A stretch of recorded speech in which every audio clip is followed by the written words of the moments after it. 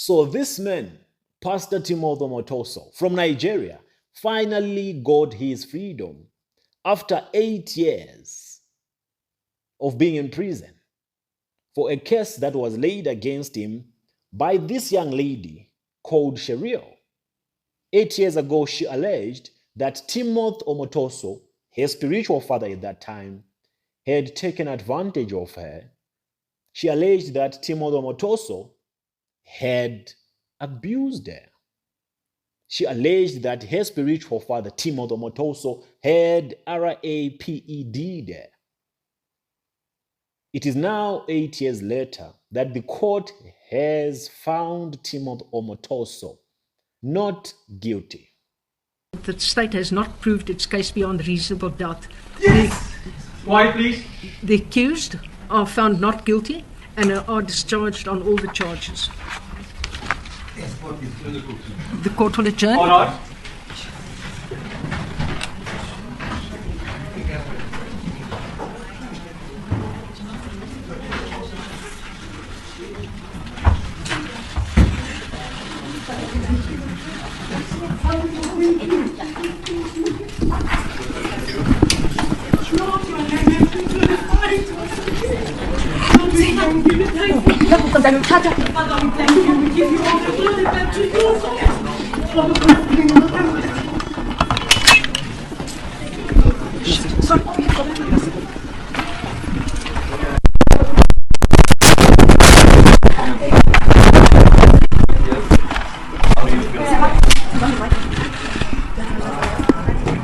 Man of God, how do you feel at the moment? It's been a long road. I thank God. I thank God. I give him all praise. I am 67 by July, next July. I've been in prison for 8 years. Are you looking to maybe, take action forward, seeing that you're not guilty and you've spent so many years? I think it's better for me to rest first. I've been in prison for 8 years at this age. So I think we should give some time for that. Pastor Sally, what's the first thing you want to do when you get out of prison after 8 years? Only God can tell me. When it is time, God will speak to me. And then anything else you would like to add? Anything to add? Anything to add? Anything else you want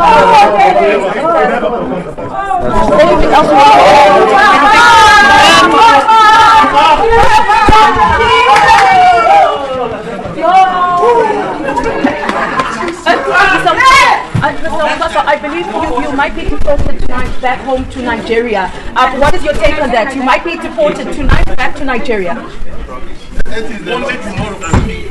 Tomorrow we speak for itself. Tomorrow we speak for itself. Well, Iman, that was the words coming from Timothy Omotoso. Well, that was the words coming from Timothy Omotoso, just expressing his gratitude that the case has been dropped. He has been declared unguilty on all charges. The state's just really failing in terms of making sure they do a proper cross-examination.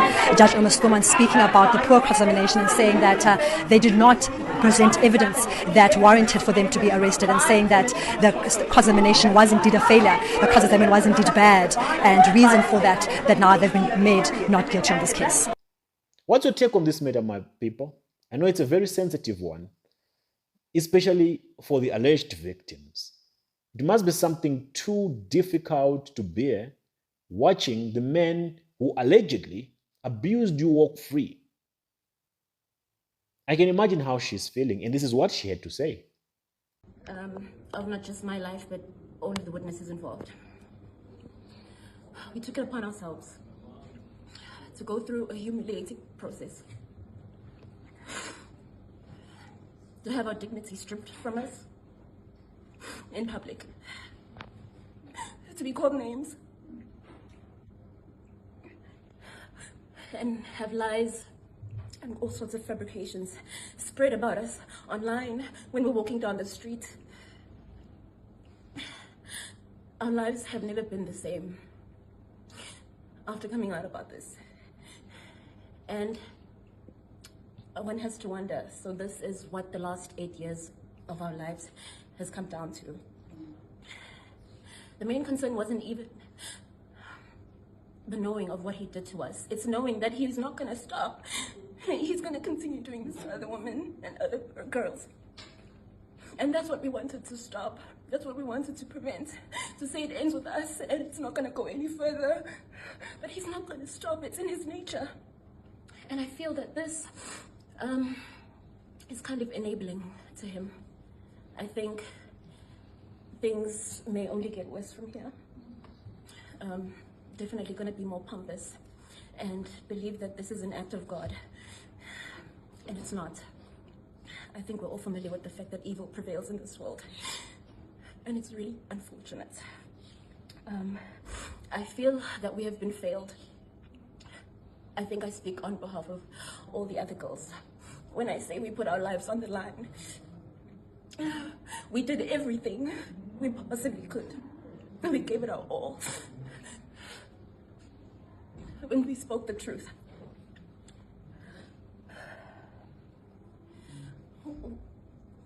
And I am so grateful to everyone who has contributed to this case. But we didn't study law, and even we could ask questions. Why? Why did you have minors in your house? Why wasn't your wife and your children in the house with the girls? Why were you flying women in and out of the country? Why was it just girls? Why weren't you training the boys as well?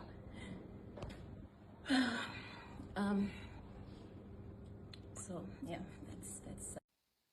It is indeed very sad, and it's not a good message if the court did not do its due diligence. It's not a good message to other victims that might have wanted to come out and lay their charges against these so-called spiritual fathers, against these so-called men of God. Because if it happens that Cheryl's case is 100% true, then all I can say is nothing can stop the rich. Nothing can stop those who are in power. So which means those who have been victimized are all alone. They're in an island.